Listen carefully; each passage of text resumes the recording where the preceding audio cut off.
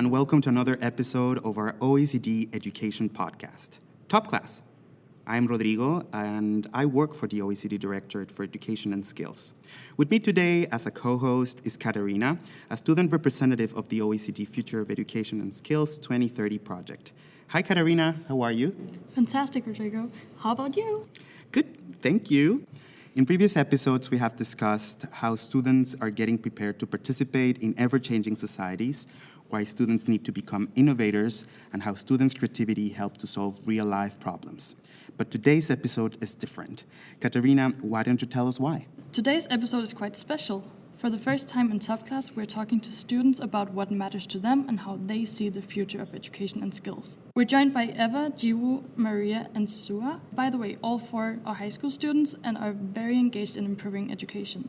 So maybe you can introduce yourself? I'm Maria, I'm from Portugal, and I'm 17. I like skiing, I like horsemanship, swimming, all of sports, football, all of them, I love them. Hi, my name is Jiwoo Yang, and I'm from South Korea. I'm 16 years old. For me, my favorite hobby is listening to music and also playing music, and I really love playing different instruments. Hi, I'm Eva. I'm from Portugal. I'm 17 and I'm in the last year of high school. My favorite hobby is definitely figure skating. I really, really love it. I also love to write and listen to music, singing, and reading. Hello, I'm Sua Kim, and I'm from Korea, and I'm 17 years old. I really love to watch movies and read books, and this also might listen quite weird, but I really love to see clouds in the sky. Perfect. Welcome to everyone. My first serious question to you is, how would you describe the world that students of your generation are entering into now? Is it exciting or way too complicated? I think it's a really exciting world. It's a world of technologies, and with more possibilities to know each other, to know more cultures, and open-minded to everything, and with much bigger causes like environmental causes, and much more worrying about, much more concerned about trying to solve that problems. And I think it's a really good world now. Thinking about the future gives me some anxiety because it's so uncertain and everything can change in a minute. We're thinking that it will be something and it can just change. I'd rather say that the generation we're going into right now is complex. And if I think about like 10 years later or 20 years later when the future generation will be studying history, the current society that we're living in right now would be very, very complicated because so many things are happening all at once, and because technology has developed, we can see so many things all at once. So I think it's a very complicated society. How different do you think it is compared to the world your parents entered after school some decades ago? I think it's a completely different world. It was a much more closed world, like in school. It was much more close to the communities and all of that things. And I think that the fact that we are here now as students is a proof of the evolution of the education and the world, actually. So, do you think schools today prepare students for the challenges of the world? And what's an example that you could share about how your school prepares you for this? I think we can see that our schools are now getting more and more concerned about the world we're about to engage in, and especially when it's given so much importance to communication skills, to being able to make presentations in foreign languages and in our native language. Adding on to what she said, this is not about high school but primary school. In Korean elementary schools, I heard that elementary students learn basic things about algorithms because technology has become a very important factor of our lives. I want to share my experience in my school. So she said learning about foreign languages, and in my school we learn Spanish, Japanese, Chinese, and English. So we live in a world which is very everyone in this world as your neighbor, so I think it's really important to learning language. Definitely. I also really like learning languages. Another question following, what are the skills you think we as students need to learn today in order to succeed in the future? And why do you think we need these skills? I think the most important thing that students need to learn these days is communication, because we need to learn how to negotiate with others effectively and to persuade people. Since people are being tense about robots replacing human jobs, communication is going to be a very important thing in the future. I completely agree. Actually, in other episodes of TopClass, there has been a discussion of what really means to be a human being against the machine, which is always a worry. You know, are we going to get replaced by the machines? Everything's going to be automatized. Should we worry or not? We can even rephrase the question and say, what are the skills that makes us human that machines cannot possess? So maybe that should be like the skills that we should learn in school.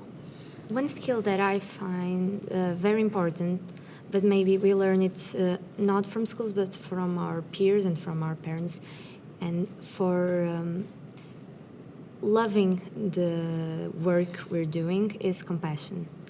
I think when we put compassion in something we're doing, we're working on, it's just different from when we do it like robots. I think that what differentiates us from the robots, it's the feelings.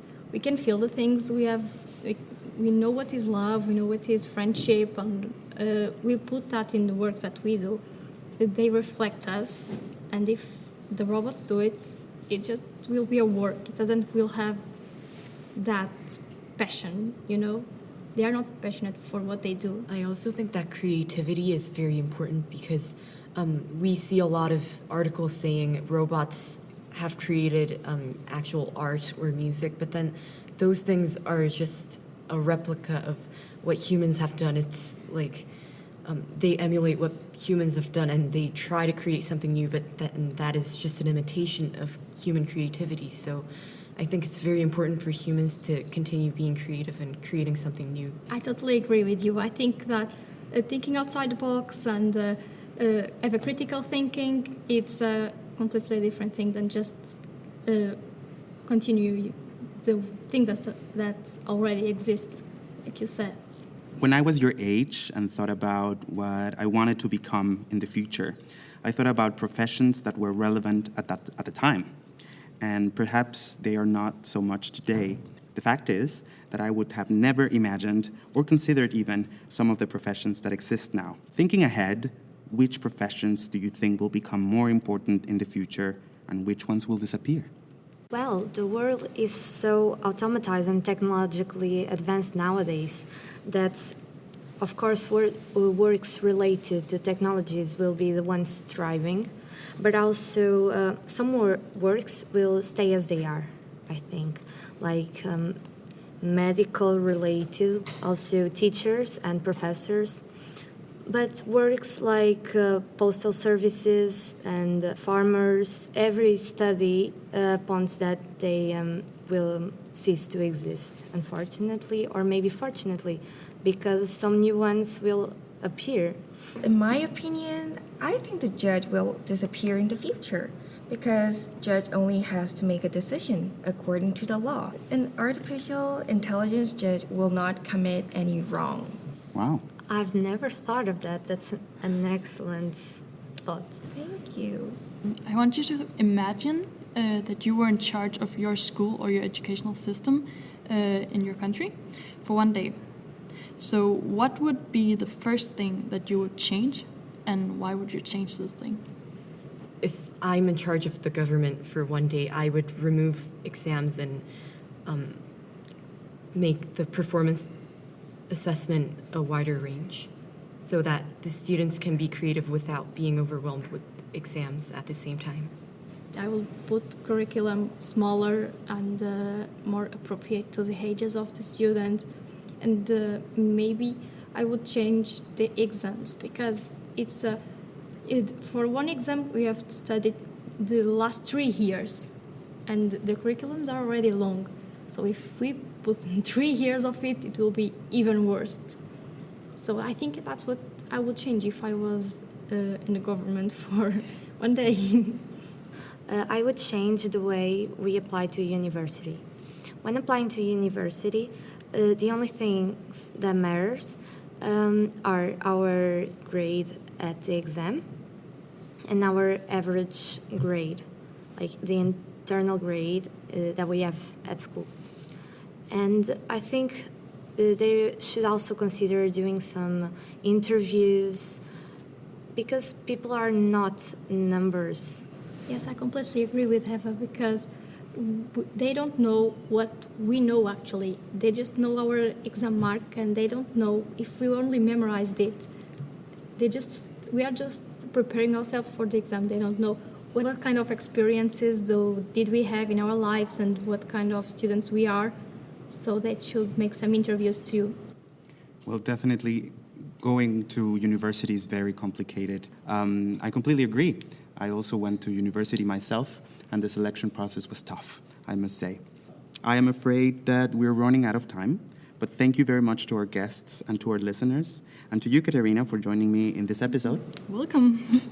I'm a student advisory group representative, and we have a students fair, which is always looking for more students to join us. So if you are a high school student listening right now, you can join us through our Facebook group. The group is called OECD Students Fair, and we would love to have you there. If you want to know more about the OECD Future of Education and Skills 2030 project, please visit www.oecd.org/education/2030 or follow the hashtag LearningCompass2030. Thanks for listening. Until next time.